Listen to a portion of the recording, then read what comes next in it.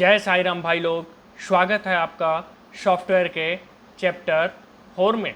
यह class UP triple SC की group C की जितनी भी वैकेंसी है उनके सभी के लिए काफ़ी महत्वपूर्ण क्लास है।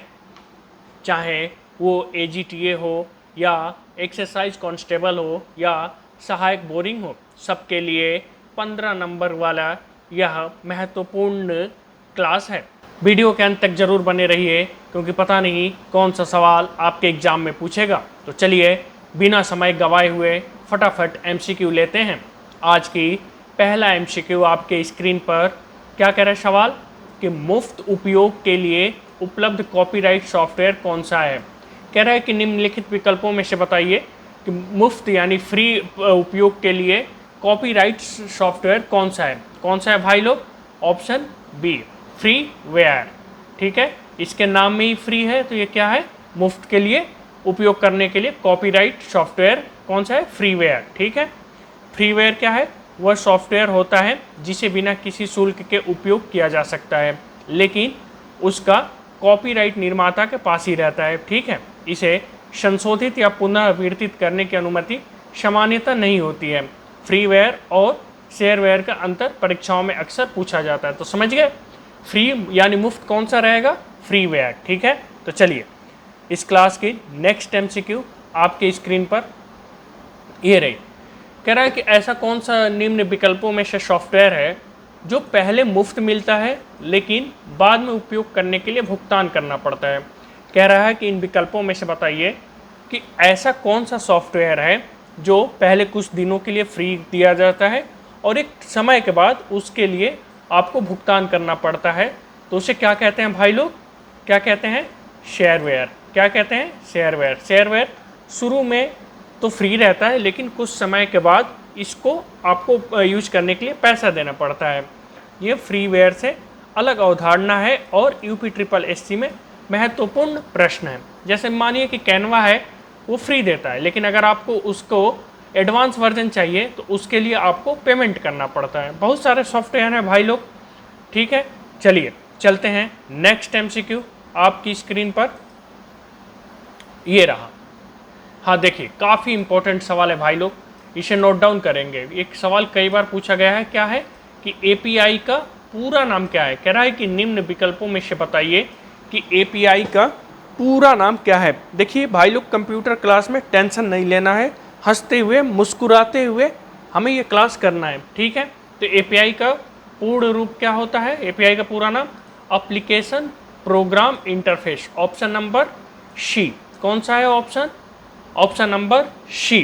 ठीक है, क्या होता है ये? एपीआई जो होता है एप्लीकेशन प्रोग्राम इंटरफेस नियमों और प्रोटोकॉल का ऐसा समूह है जो दो अलग अलग सॉफ्टवेयर या एप्लीकेशन को आपस में डेटा साझा करने और संचार करने की सुविधा देता है। आधुनिक वेबसाइट और मोबाइल ऐप्स में एपीआई का व्यापक उपयोग होता है। एपीआई का ये समझिए कि जैसे दो सॉफ्टवेयर हैं अलग अलग, उनको आपस में डेटा साझा करने के लिए सुविधा देता है। जैसे मान लीजिए कि ब्लिंकिट है, वो भी डिलीवरी कर रहा है और उसने स्विगी या जोमेटो के साथ टाई अप कर लिया कि हमें तुम्हारा डिलीवरी भी मैं ले जाऊंगा, बस तुम अपना डेटा दे देना। तो वैसे क्या हुए, ये एपीआई हैं। ठीक है, इसको क्या कहते हैं? Application program interface. ठीक है भाई लोग, समझ गए? चलिए धीरे धीरे चलते हैं नेक्स्ट एमसीक्यू पर। आपकी स्क्रीन पर ये रही। हाँ देखिए, ये भी सवाल आयोग कई अपने वैकेंसियों में पूछता है, तो आप इसे ध्यान देंगे। इंपॉर्टेंट क्वेश्चन है। क्या कह रहा है कि जीआईएस का पूर्ण रूप क्या है? जीआईएस का फुल फॉर्म क्या है? क्या होता है भाई लोग? क्या होता है? Geographical information system. क्या होता है? जियोग्राफिकल इंफॉर्मेशन सिस्टम, न कि global internet system. Geographical internet system भी नहीं होता है और ग्लोबल इंफॉर्मेशन स्टैटिक्स भी नहीं होता। आप इसे ध्यान देंगे। क्या है? Geographical information system. क्या है ये? यह एक ऐसी प्रणाली है जिसका उपयोग भौगोलिक डेटा को संग्रहित, विश्लेषित और मानचित्र के रूप में प्रदर्शित करने के लिए किया जाता है।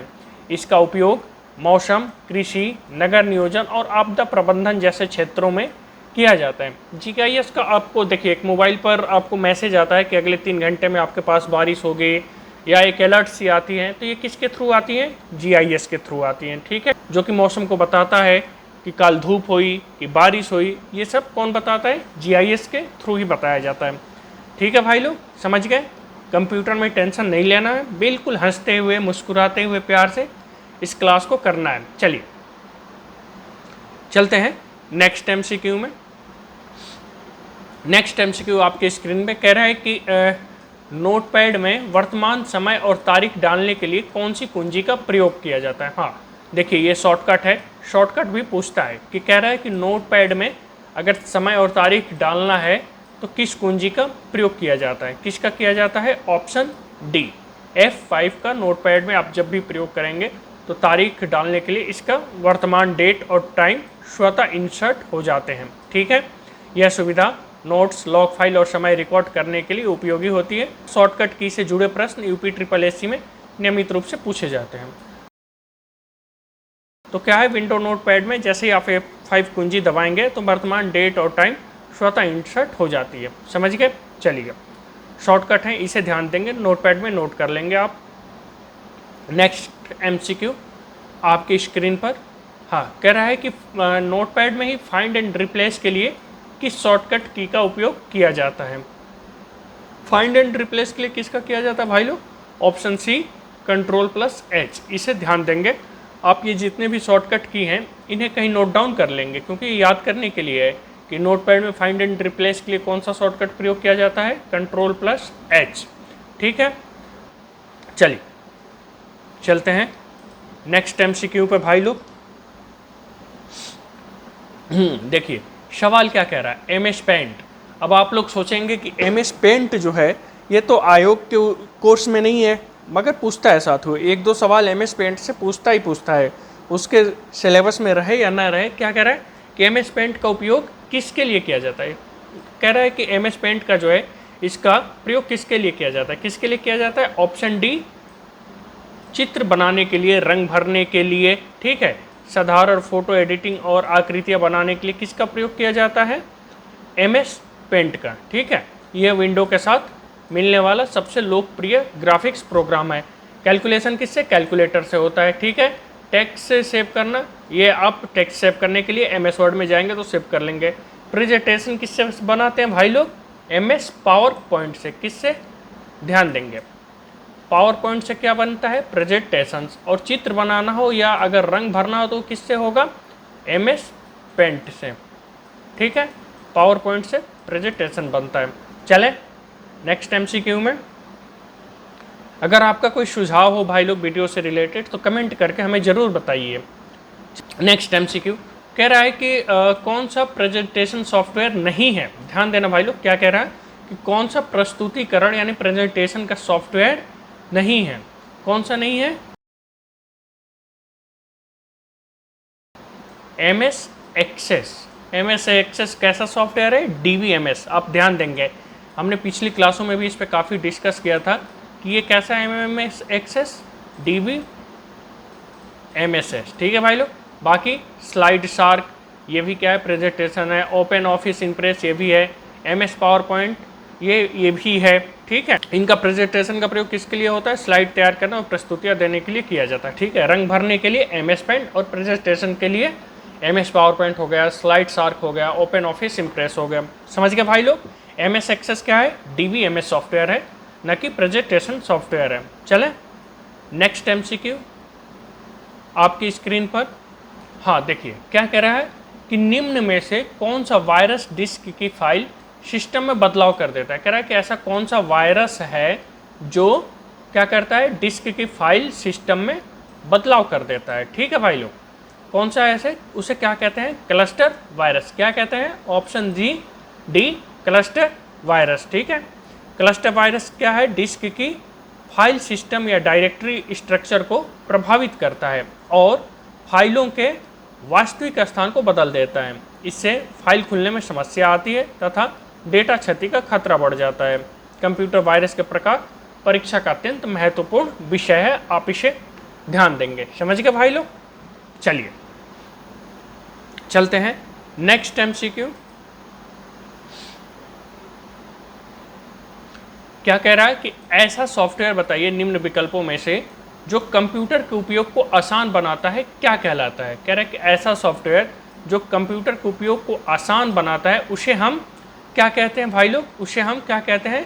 यूटिलिटी सॉफ्टवेयर कहते हैं। क्या कहते हैं? Utility software. ठीक है, यूटिलिटी सॉफ्टवेयर कौन सा होते हैं? जो कंप्यूटर के रख रखाव, सुरक्षा और प्रदर्शन को बेहतर बनाने में सहायता करते हैं। Disk cleanup, disk fragment, backup utility और एंटीवायरस इसके प्रमुख उदाहरण है। यूटिलिटी सॉफ्टवेयर का कौन सा है? एंटीवायरस हो गया, बैकअप यूटिलिटी हो गया, डिस्क फ्रेगमेंट हो गया, डिस्क क्लीनअप हो गया। ठीक है, तो ये सब क्या होता है भाई लोग?